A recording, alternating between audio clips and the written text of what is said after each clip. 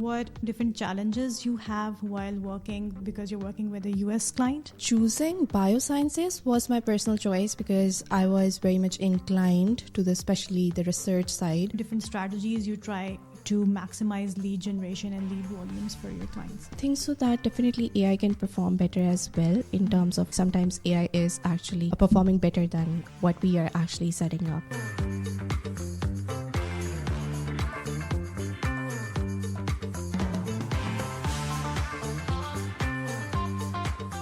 Welcome everyone to another episode with people of RepStack. I am Ramsha Fatima and I'm stepping in for Yaver Siddiqui. Today we have in the studio a very sweet, humble and an amazing vocalist we have in RepStack. She is one of the senior most human asset in the company. And interestingly, we come from the same school of NUST with the same degree. So this episode is going to be a very heartfelt discussion on our career choices as well.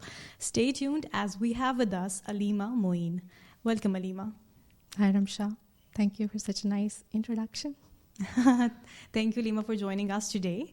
So before we get into any formal conversation, imagine me as a social critic because I love analyzing life decisions. At one point of life, you were deciding to be a biotech scientist, passionate about saving lives. And now you have become a self-made millionaire at RepStack, helping businesses thrive with your tech skills. So what sparked that shift? Choosing biosciences was my personal choice because I was very much inclined to especially the research side of medicine. So that was my personal choice, and I did like bachelor's from NUST, and then I pursued my master's degree from NUST as well. But the good part is that in NUST you have just like you are from the same institute, so that we have different kind of societies and different kind of co-curricular activities. So it's not what you are learning in the classroom, it's actually beyond that. So what I did over there was I joined different societies, and I was especially in the social media management side of the society. So whatever events were happening, I was actually handling all of the marketing side, especially the social media. I was launching those events, creating audience for that, handling all of the like media coverage, event coverage, whatever is in there actually. So that just increased my interest in the digital marketing and the tools that we used over there. For example, coming towards the graphic designing part, increasing the reach online, and spreading the word out there. So whatever tools, for example, the video editing, I was actually getting good at it. So that's how it started. It was just a kind of co-curricular activity for me, but then it turned into something that I was actually applying for and getting paid for. So it was not conscious, or you can say that intentional decision to leave that field. It's still, I adore that actually. It's very valuable to me. But it just happened. If I'm getting educated, for example, I was actually pursuing my master's degree. I was in the research phase of that when I applied at RepStack. So I was just thinking that if apart from my education, if I have some skills, I can just manage education and job side by side. So what's better than that? So it just happened. And ultimately, I realized that it's a well-paid sector. I need to stick to this. So that's how it happened, yeah. Aleema, what's your RepStack onboarding story? Like, how did you find out about RepStack, and what was the experience you have with the onboarding from HR team and the sales team, and of course then your CSM? Could you please explain what was your journey of joining RepStack? Yeah, sure. So it all started, I was actually going through my Facebook, and I remember that one of my university fellow was actually, she had a video, and maybe she was tagged in that video by RepStack. And that was a short video just explaining how her day at work looks like. So I just watched that video, and the name of the company that just got in my mind from there. And then I remember it was maybe LinkedIn or somewhere. I saw some sort of vacancies, and I remember that's the same company that person was working in. So I liked the work that she was doing. I liked the vibe. So I was already convinced that I need to apply for this particular company and the job. So that's how it started. I submitted my resume over there. I got a call from HR. There was an interview, I still remember. It was totally unexpected because usually you just think that you need to actually apply at 10 different places in order to just get a call from one.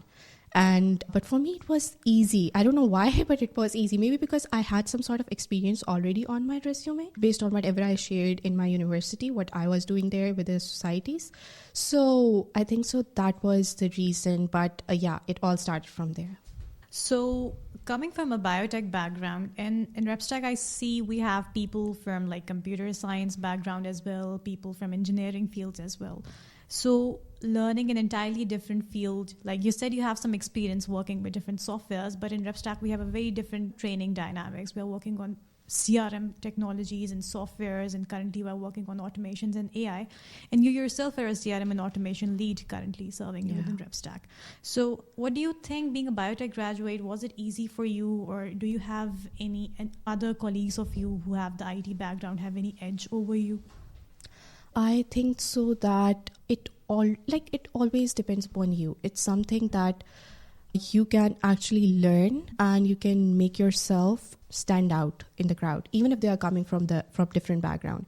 What I have noticed in RepStack, people are actually from like different backgrounds. They are engineers. There are some people who are from the business side. Then there are some people who belong to biosciences like me. So there's a variety of people. But what I believe is the digital marketing tools, it's something that we are not taught in university. Yes. It's something that you need to acquire, especially the tools. If you want to stand out in the crowd, especially if you are coming to the digital marketing side, then you should accept this fact that you need to learn and you need to acquire those skills. That is not something that you can just carry from your bachelor's or master's degree. Fortunately, I was actually good at it because I enjoy using different sort of tools. I was able to get the certification in digital marketing. That was on my resume as well. So I think so that was not, I wouldn't say that was that hard for me. I was able to cope up with that. But again, when it comes to joining RepStack, there are different tools which are, I think, so new to everybody. For example, we are working in CRM GoHighLevel, right? That I believe is new to everybody. And the good part is if you are entering into RepStack, first they place you in RSA. That is the RepStack Success Academy, where you are actually getting your trainings. You are actually getting paid for learning all the tools. So that was actually helpful for me. And I remember that the GoHighLevel CRM that we are using, I was able to, I think so it was 2 weeks duration for me, and I was able to automate everything in it. I was able to use it. I was actually placed with a different sort of client and I was going for interview. So I remember I wasn't like very comfortable using that tool. It was hard, it was challenging, but the good part is that they are just giving you time that you can actually learn that tool and just start your career in it. So for me, it was, I won't say that it was easy, but it wasn't that hard as well. Aleema, if you could give us a little bit insights of what this CRM technology is, because the audience would like to know you're coming from a different background and how you adapted to this new technology. We know we have a layer of automation on that, and then we have a layer of AI. Currently, we're exploring different AI features within the CRM system, and you mentioned you're working on GoHighLevel. So just to give it us a little bit insights into that system and technology. CRM is actually client or customer relationship management system, and the tool that we are using is GoHighLevel. So GoHighLevel is all about automating everything so that it just saves time, especially when you are actually coming up with a business idea, for example. I feel like that is the most important thing that you need. And you need to have all of your business processes in place. For example, if you want to gather leads, right? You want to have your own database of contacts, of clients. What do you want to actually do with that database? That is a place which is going to offer you multiple features. You can have your own calendar where clients will be coming in, they will be setting up appointments with you, and that will be everything will be automated. They are booking an appointment with you, they are receiving the reminders, and after that appointment, you can set up different sort of email campaigns where you can actually target them with your services and the benefits that you have to offer or your business have to offer. So that's how it goes. You can have your email campaigns in place. You can just go ahead with setting up different sort of automations. You can have paid products over there. You can sell that, and you can just keep everything automated. So it's not like that you are working on the laptop or somewhere and you are managing everything for your business. It's like that you invested a good amount of 2 weeks, 3 weeks, or a month, and now every process that you wanted is now fully automated. And we have such a good variety of workflows and automations over there. Like you can just go ahead with multiple sort of scenarios, whether you are coming, like your leads are coming from Facebook, Instagram, whether you are using another tool for that, whatever the method is, whatever the process is, you can actually accommodate it inside of Go. So sometimes it's a little tricky, especially if your business wants, for example, I want to proceed with this sort of marketing strategy, or I want to go ahead with this sort of program. And then based on the conditions, like for example, leads are coming in, but then you want them to be targeted differently based on the conditions. For example, there was some who had some sort of positive response, positive intents and negative intent, somebody who actually showed interest, but then they were not actually that active. So you can just go ahead with different sort of setups, especially in the automation part, and then you can just target them with different sort of email campaigns.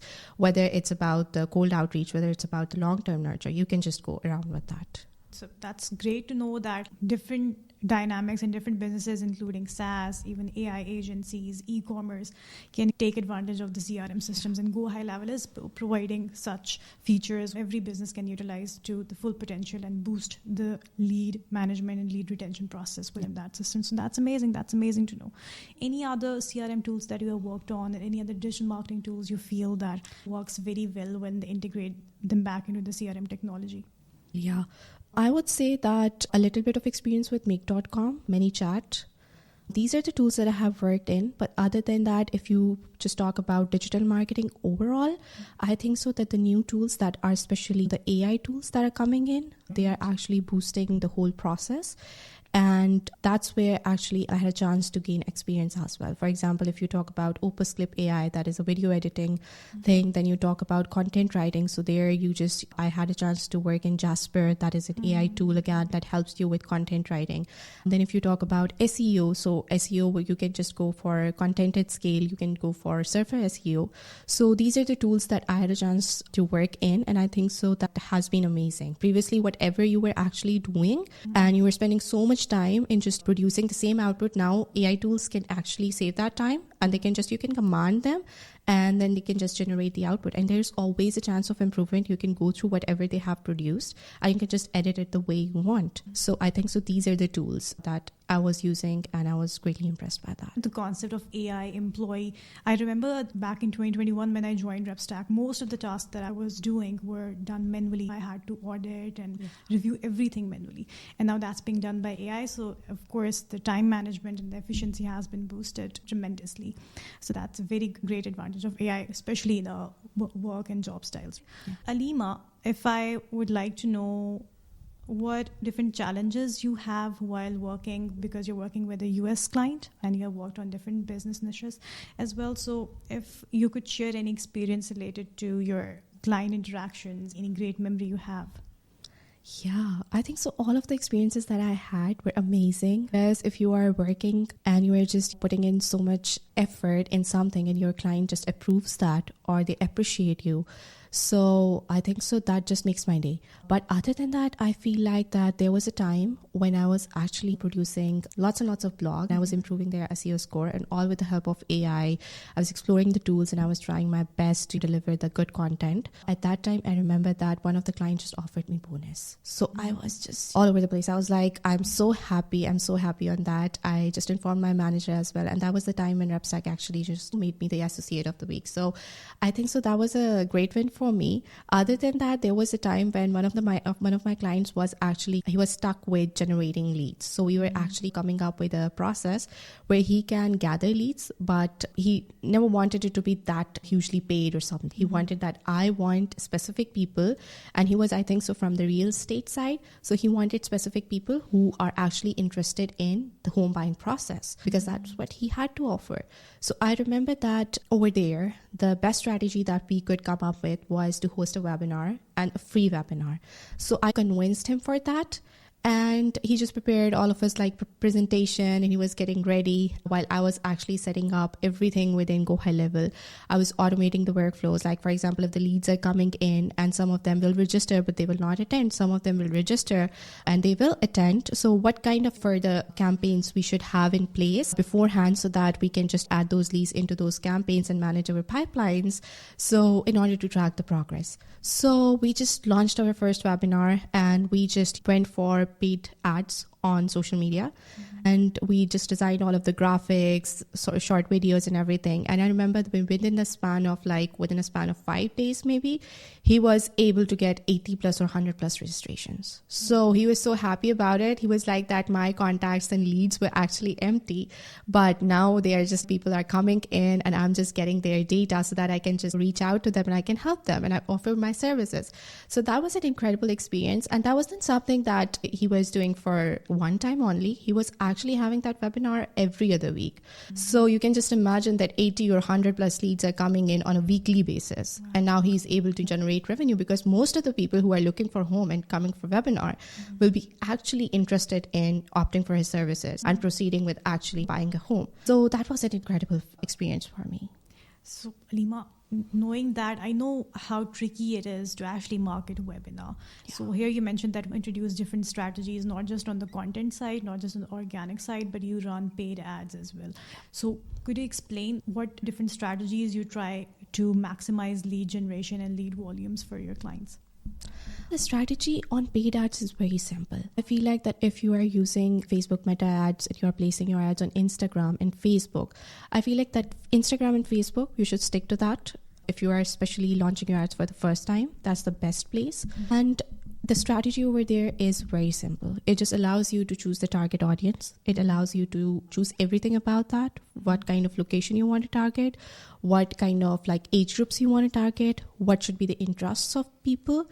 So it's pretty simple. If you are setting up that part, I think so your ad is going to work. And it does not need to be very high in terms of budget. Start with a very small quantity and see if that is working for you. If not, just try to adjust whatever you have added in your campaign. Maybe it can be the graphic. Maybe it can be some sort of other thing like the people that you are targeting. So just try to improve that. And then maybe you can just, if you just believe that now it's working, maybe you can just increase the budget slowly. Talking about the ad channels, and then recently we have AI lead generation tools as well. So basically we are not running ads based on geolocation and their Google business profiles, but rather the AI is browsing the entire data over the internet and getting you the leads out of it. So what do you think, if you have any experience using AI for generating leads, and then as compared to the ads you have run on different channels like Instagram and other products of MetaSuite? So what do you think about the difference, any difference that you have encountered so far? I think so that definitely AI can perform better as well in terms of sometimes AI is actually performing better than what we are actually setting up. But still, I think so that I would go for Meta ads. I don't know why, my personal choice. Maybe this is a tool that most people are actually using. But still, I think if AI is working for you, you should opt for it, no doubt. Aleema, because working in a remote company and a remote culture and working in the EST and the mountain time in the Eastern and the Central time zone, because I know coming from NUST and we had a very different routine back then. Yeah. So how has your lifestyle changed? And I've seen your new workstation as well that you have set up in your home and it looks amazing already. So could you please tell us a little bit about how your lifestyle has changed working in the remote setup? My lifestyle has changed a lot. I believe that I was a morning person. I don't know if that was by choice or by force because we had to go to university back then. Yeah. So I never get a chance to decide that. But yeah, that was incredible because I was just getting up in the morning, having my routine, doing whatever I want, and then just coming back. And it was incredible. But I feel like that when I had a chance to work at RepStack, and it was the time zone is different, and usually we start our day at 5 or 6 p.m. Pakistan time. The one thing that I was excited about is I still have the morning to do whatever I want. Right. Now that depends that if you still have the stamina to actually do whatever you want after working the whole shift, but it still excites me. I have the whole morning and I can just go wherever I want. I can just do whatever I want. And then in the evening time, I can just work. And other than that, I feel like that, yeah, some people do have that difficulty in waking up late, staying up awake late. It's not something that actually bothered me because I'm a person who used to sleep at 12 or 2. That was a normal thing for me. I don't know why, but it was a normal thing for me. Either I was just reading books, either I was watching a TV or movies or whatever was on my mind, or I was on social media, but it used to happen. So for me, it wasn't something that actually affected me a lot, but I think so that it was exciting for me. In a sense that I still have morning to do whatever I want, but that really depends upon that if I'm still up to those plans or not. Yeah. Sometimes it's just like you're lazy and you are into your comfort zone and you are like, okay, one day I will get up and I will do all of the things that I want, but still that part is good. Aleema, 3.5 years with RepStack. That's crazy. We have seen all the waves of the improvements we had within our culture, within our process. So what are your comments on what you have witnessed so far? What do you think where RepStack is now as compared to what we started with? RepStack is at a very good place. I think so 3.5 years speaks more than I can actually tell you about it. I'd never imagined that I would be actually, when I joined RepStack, that I will be actually spending that much time over here. I'm still willing to spend more time. That's a big thing. It says a lot about how RepStack is with the employees, the benefits that it has to offer, the salary advantages. Everything has improved. The whole process has been improved. But I think so that the culture over here is amazing. For example, we are all working remotely, but then whenever we get a chance to connect, we are just like friends. There's no that ice-breaking sort of thing even. You just directly go in there. You don't even know the name. You don't even know the face. But the vibe is so friendly. The vibe is so cute and energetic that you are just happy to be there and meeting everyone. So it depends if you are working on a week, if you're meeting on a weekly basis, we have those work from office days. If you are a meeting on with a 6 months gap or on a yearly basis, like we have the road shows where we just gather from Karachi, Lahore and Islamabad at one place. So it depends. But I feel like that we are all connected and we are all friends. That is the amazing part about the culture of RepStack. Other than that, whenever I used to be stuck at any point in terms of work, in terms of automation, something is not working out, we have Slack. And you are just going to drop one message and you are going to get multiple comments on it. And that's how I connected actually with most of the people at RepStack, because they were willing to help me out, or I was willing to help them out if they are stuck at something. So I feel like the work culture and everything is incredible. That's exactly the best part of RepStack, that nobody feel ashamed of asking questions here. Yes. Even people with experience like us, we are like the oldest employees over here, but even we at some point get stuck with any new technology that's coming up. And we need to ask someone from RSA, like any MTO position associate as well. So they're going to help us out. And that happens, right? Very frequently. And that's the best part of the culture, no doubt. It was lovely to have you on this show. Before we wrap up, I have just 2 quick questions for you. Yeah. So the first one is, if you could advise the new graduates that are coming up, we're opening up new vacancies for the people who are just recently going to graduate from the universities. So what do you can suggest to them about the corporate sector and their choices about their career? I would say that be more practical and just build as much skills as you can. Just focus on your skills. If you are getting a degree, no matter what discipline it is, it's already enough. Now, in order to stand out and grab the opportunities, you should have the confidence and you should have skills and believe that you can do it.